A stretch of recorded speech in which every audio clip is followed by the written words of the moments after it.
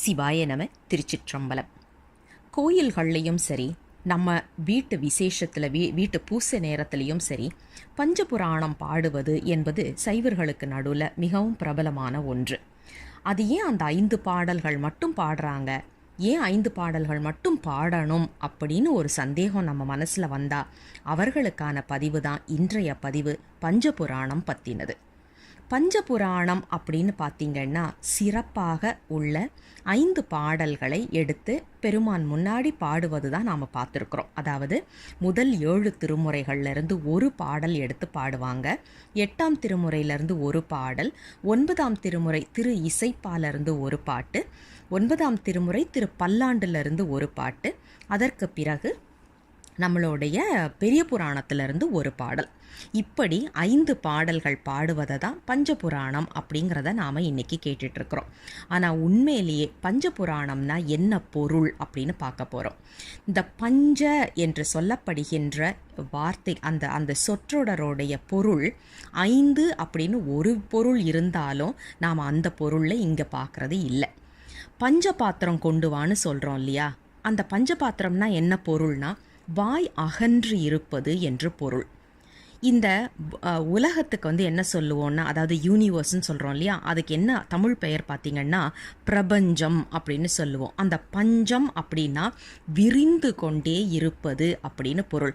பிரபஞ்சம் அப்படின்னா எண்ணில் அடங்காமல் விரிந்து கொண்டே இருப்பதனால தான் நாம் இன்றைக்கி பார்க்குற அந்த யூனிவர்ஸ்ன்னு சொல்கிறத பிரபஞ்சம்னு சொல்கிறோம். அப்போ அந்த பஞ்சம் அப்படிங்கிற அந்த சொற்றொடர் பார்த்திங்கன்னா வடமொழியில் பொறுத்த வரைக்கும் விரிவது என்று பொருள். புராணம் அப்படின்னா பழைய வரலாறு அப்படின்னு எடுக்கக்கூடாது. புராணம் என்றால் பெருமை நிறைந்ததுன்னு ஒரு பொருள் இருக்குது.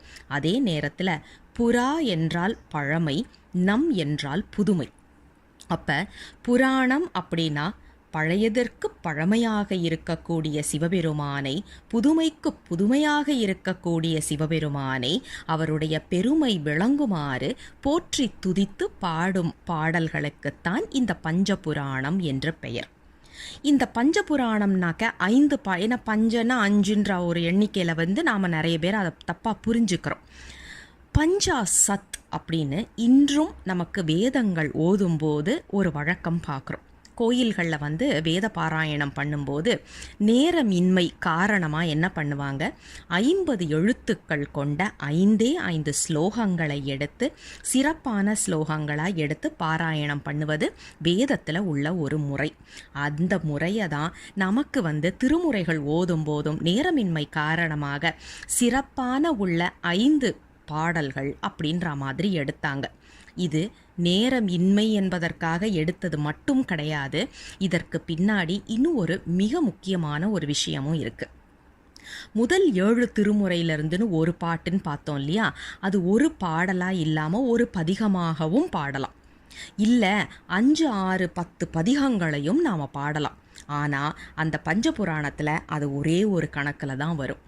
இப்போ நீங்கள் 7 திருமுறைகளில் இருந்தும் ஒவ்வொரு பதிகத்தை பாடுனீங்கன்னு வைங்க, அப்போ முதல் கணக்கில் தான் அது வரும். ஒரு பதிகம் அந்த பஞ்சபுராணத்தில் 1 பாடினதாக தான் கணக்கு வருமே ஒழிய இன்னும் 4 நமக்கு மிச்சம் இருக்குது.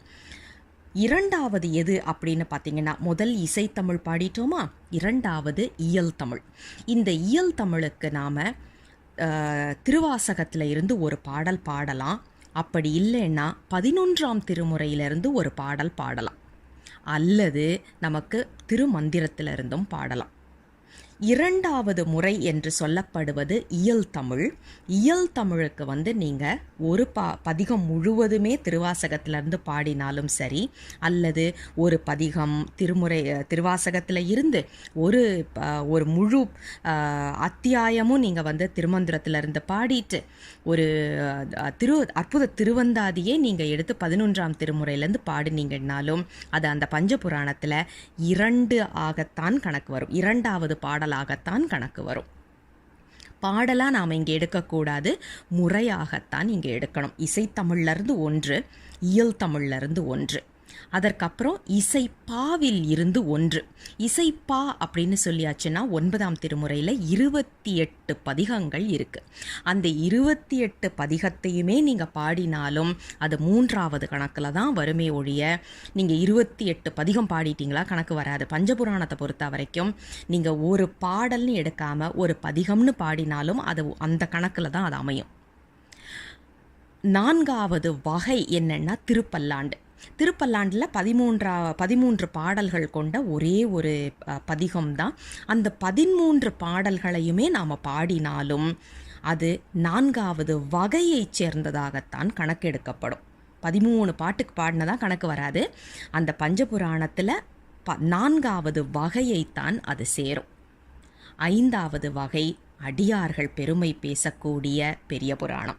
பெரிய புராணத்தை நாம் பாடும்போது ஒரு பாட்டு பாடினாலும் சரி, அல்லது ஒரு சருக்கத்தையே எடுத்து பாடினாலும் சரி, அது 5வது வகையாகத்தான் எடுக்கும். அப்போ அந்த பஞ்சபுராணம் என்று சொல்லப்படுவது 5 வகையான பதிகங்கள், பாடல்கள் என்று தான் நமக்கு பொருளே ஒழிய 5 பாடல்கள்னு பொருள் கிடையாது. பஞ்சமே இல்லாத புராணம் நம்ம பஞ்சபுராணம். அதை புரிஞ்சுக்கணும். 5 பாடல் அப்படின்னு சொல்கிறது எதுக்காகன்னா, கோயிலில் ரொம்ப நேரம் அவங்க நின்றுட்டுருக்க மாட்டாங்க அபிஷேகம்லாம் பண்ணும்போது. அதுக்காக 5 பாடல். ஏன்னா ஸ்லோகங்கள் எப்படி 5 ஸ்லோகங்கள் எடுப்பாங்களோ அதே மாதிரி திருமுறைகளுக்கு 5 பாடல்கள்னு வச்சாங்க. ஆனால் நாம் இதுக்கு ஒரு பாடல்னு எடுக்காமல் ஒரு முழு பதிகத்தையுமே பாடினால் கூட அது பஞ்சபுராணத்தில் தான் அடங்கும். நாம் சொன்ன மாதிரி 12 திருமுறை இருந்தும் ஒவ்வொரு பதிகத்தையும் நாம பாடினாலும், ஒரு முழு பதிகத்தையுமே முதல் திருமுறையிலிருந்து ஒரு பதிகம், 2ஆம் திருமுறையிலிருந்து ஒரு பதிகம், இப்படி 7 திருமுறைகள்லேருந்து ஒரு பதிகம் பாடினாலும் முதல் வகையைத்தான் அது சேரும். அப்போ 12 திருமுறையும் நீங்கள் பாடினாலும் அதுவும் பஞ்சபுராணத்தில் தான் அடங்கும் என்பதை நாம் புரிந்து கொள்ள வேண்டும். அப்போ பஞ்சபுராணம் என்றால் 5 பாடல்கள் இல்லை, 5 வகையான பாடல்கள். அதுவும் ஒரே ஒரு பாட்டு கிடையாது, ஒரு பதிகமே பாடினாலும் அது பஞ்சபுராணத்தில் தான் அடங்கும் என்பதை நாம் புரிந்து கொள்ள வேண்டும். சிவாய நம. திருச்சிற்றம்பலம்.